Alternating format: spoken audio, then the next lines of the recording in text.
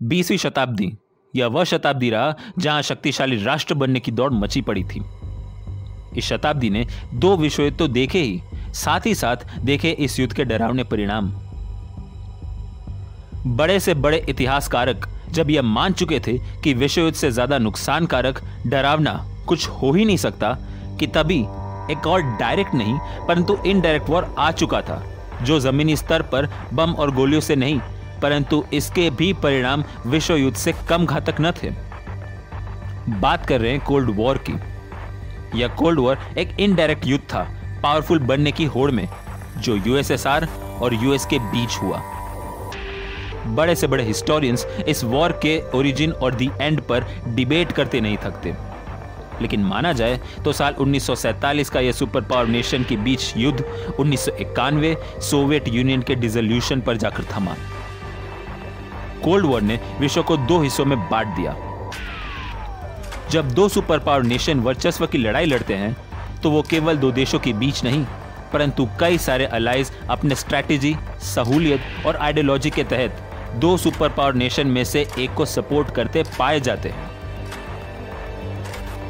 USSR और US, इन दोनों में से अगर एक के साथ दोस्ती हो तो जाहिर सी बात है कि वो दूसरे का दुश्मन बन ही जाता है। यह एक ऐसा सिचुएशन था जहां राष्ट्र डिप्लोमेटिक गेम खेल रहा था। अपॉर्चुनिज्म का यह खेल कई डर्टी ट्रेल्स इतिहास के पन्नों पर छोड़े हैं। एक जैसा प्रश्न आप सभी दर्शकों के मन में होगा कि भारत देश का कोल्ड वॉर में क्या स्टैंड था। जब बड़े से बड़े देश इस वॉर में खुद को झोंके हुए थे तब भारत किस सिचुएशन में था। इतने बड़े वॉर गेम में भारत ने अपने डिप्लोमेसी के बिना पर कोल्ड वॉर कैसे फेस किया और वो कौन कौन से चैलेंज भारत ने फेस किया, जानने व समझने के लिए देखिए आज का episode India's role in cold war में।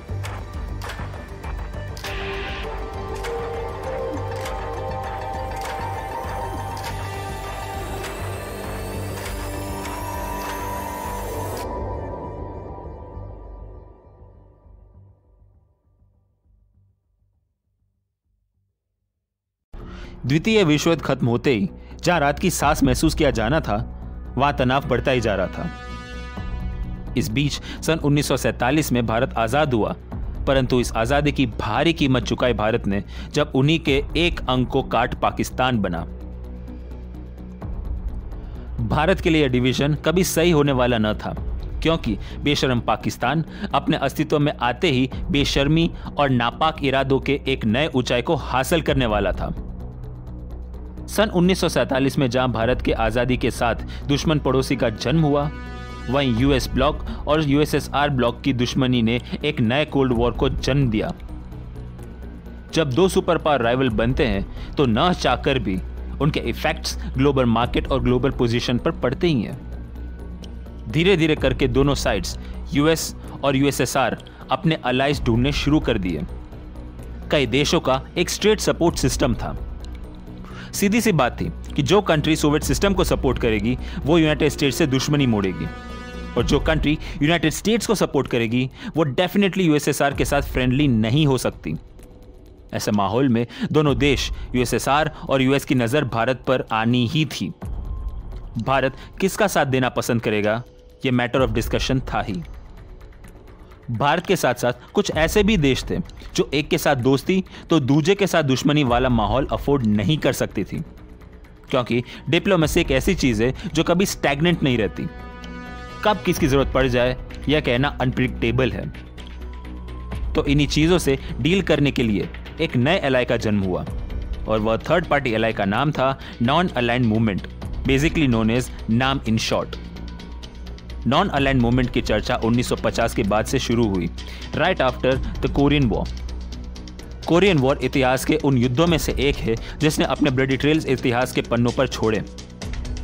जहां सभी देशों ने अपने बयान या पक्ष को प्रस्तुत किया, वहीं वर्ल्ड मीडिया भारत के स्टेटमेंट्स की भी राह देख रही थी। लेकिन यहां भारत की डिप्लोमेसी काम कर गई। भारत ने 60th पैराशूट फील्ड एम्बुलेंस, जो एक आर्मी मेडिकल यूनिट है, उन्हें वॉर जोन में डिप्लॉय किया। जब तक यह वॉर चला तब तक मेडिकल सपोर्ट कर भारत ने इस युद्ध में पीस कीपिंग का काम किया। इस तरह भारत ने परंपरा अनुसार जरूरतमंदों की मदद कर अपना फर्ज निभाया। इस तरह यूएसएसआर, चाइना किसी भी लीग में न आकर पीस को प्रमोट किया भारत ने। परंतु बात अब यह भी थी कि भारत आगे कैसे कैसे कोल्ड वॉर में अपने रोल को प्ले करेगा। बात है 1952 की, जब भारत का सोवियट्स के साथ रिलेशन स्टार्ट हुआ। मॉस्को इकोनॉमिक कॉन्फ्रेंस अप्रैल 1952 में ऑर्गेनाइज की गई, जिसमें भारत ने भाग लिया था। भारत ने फ्रांस, ग्रेट ब्रिटेन और चाइना की तुलना में उपस्थित सबसे बड़े प्रतिनिधि मंडलों में से एक को भेजा। सोवियट्स ने इसके तुरंत बाद जवाबी कार्रवाई की मई 1952 में बॉम्बे आयोजित इंटरनेशनल इंडस्ट्रियल एग्जीबिशन में अपने प्रतिनिधि मंडल को भेजकर। तो कुछ इस तरह इंडिया और यूएसएसआर के संबंध की स्थापना कोल्ड वॉर पीरियड में हुई। अब बात करें भारत के नॉन अलाइंड मूवमेंट की, तो भारत इस अलाई के फाउंडिंग फिगर्स में से एक था। भारत के जवाहरलाल नेहरू, घाना के ख्वामे खुरमा, इजिप्ट के अब्दुल गमार नासिर, यूगोस्लाविया के टीटो, इंडोनेशिया के सुकरानो, यह सब non aligned movement in short नाम के फाउंडिंग फिगर्स बने। कुल 120 कंट्रीज नाम का हिस्सा बने।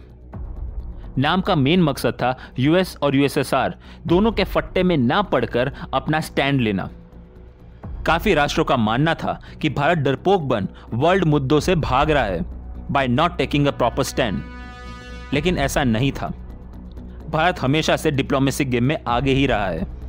चाणक्य के देश में रणनीति बनाना, उग्र न होकर अपने फायदे की सोचना, यह सब कार्य नाम के थ्रू हो रहा था।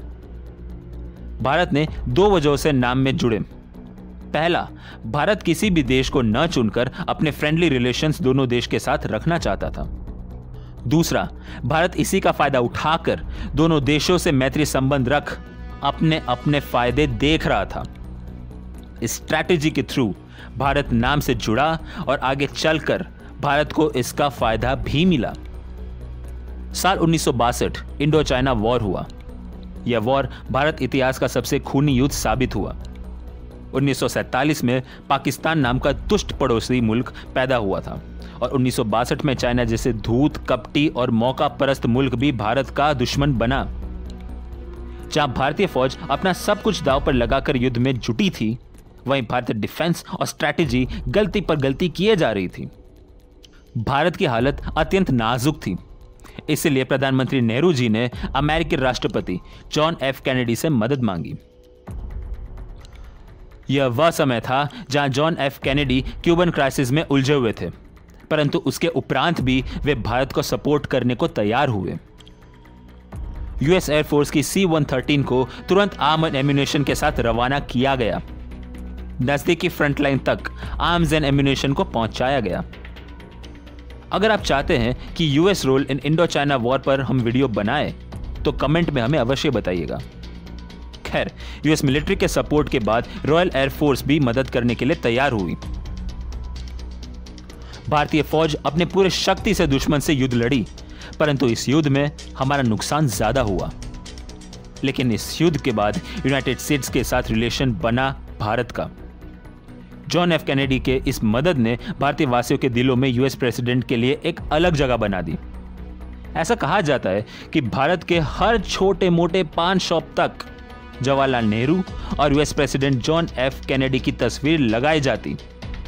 यह वह समय बन गया था जब यह कयास लगाए जा रहे थे कि भारत और यूएस के रिलेशन में एक अत्यंत फ्रेंडली अप्रोच आएगा।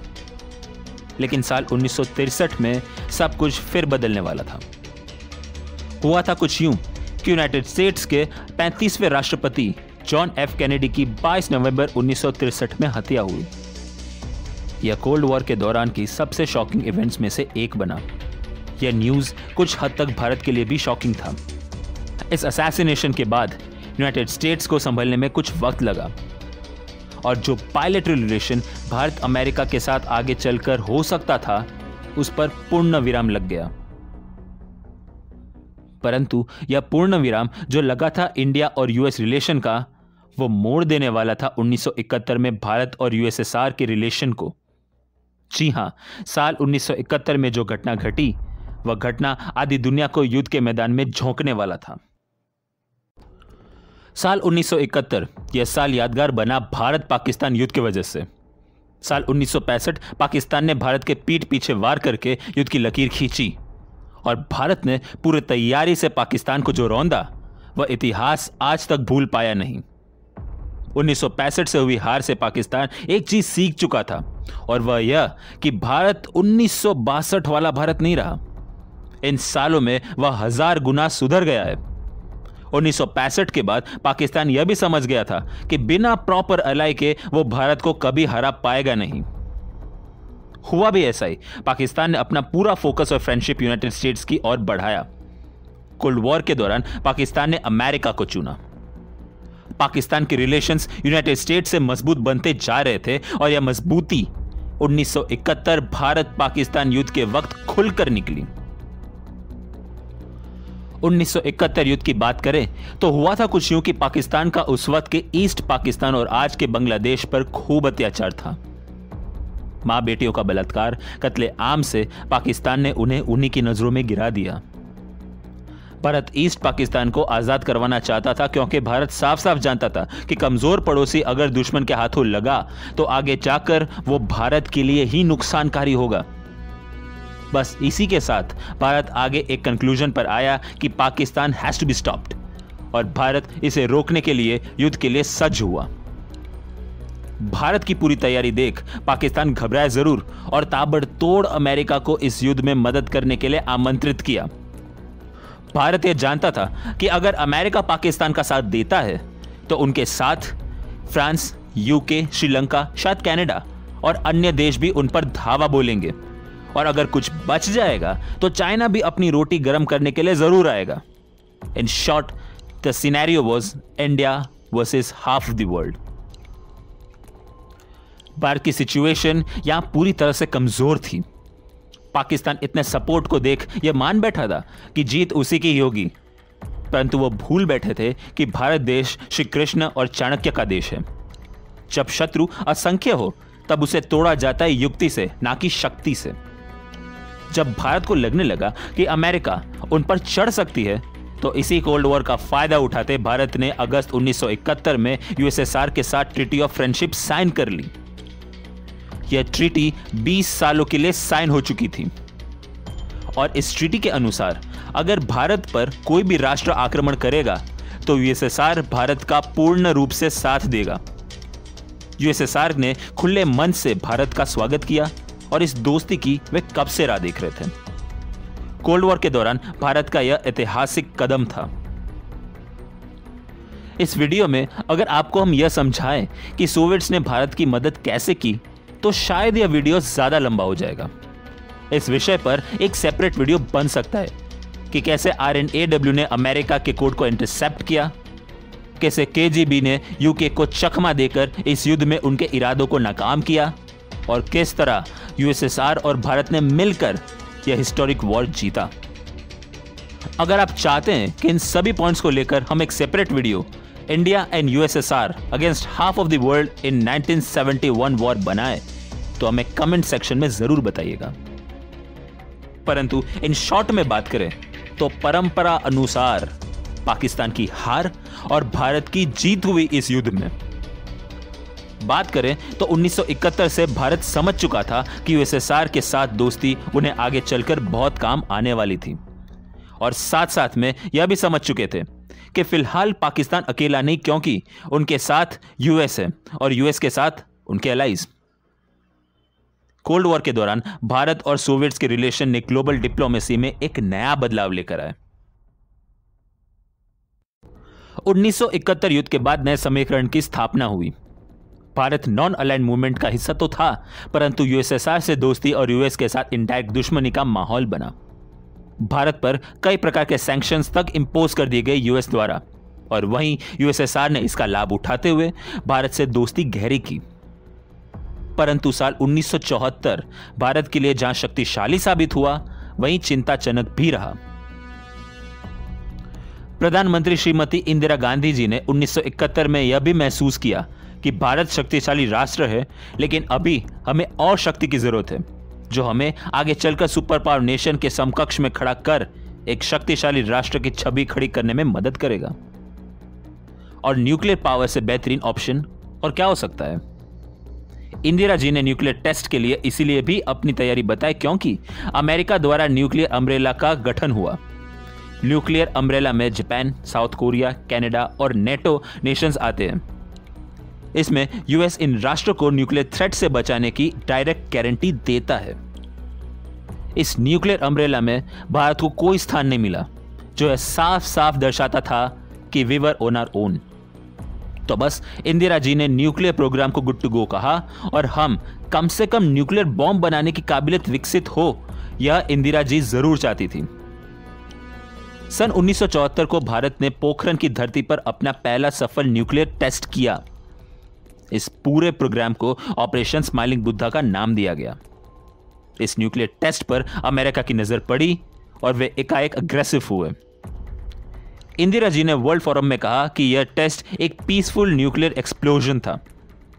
मुद्दे की बात यह थी कि जितना अग्रेशन यूएस की तरफ से आ रहा था, उतना ही कम रिएक्शन यूएसएसआर देकर बैठी थी। कोल्ड वॉर के दौरान भारत का यह टेस्ट एक इंपॉर्टेंट एक्ट था। कई देश भारत को कोवर्ट न्यूक्लियर पावर तक बुलाने लगे।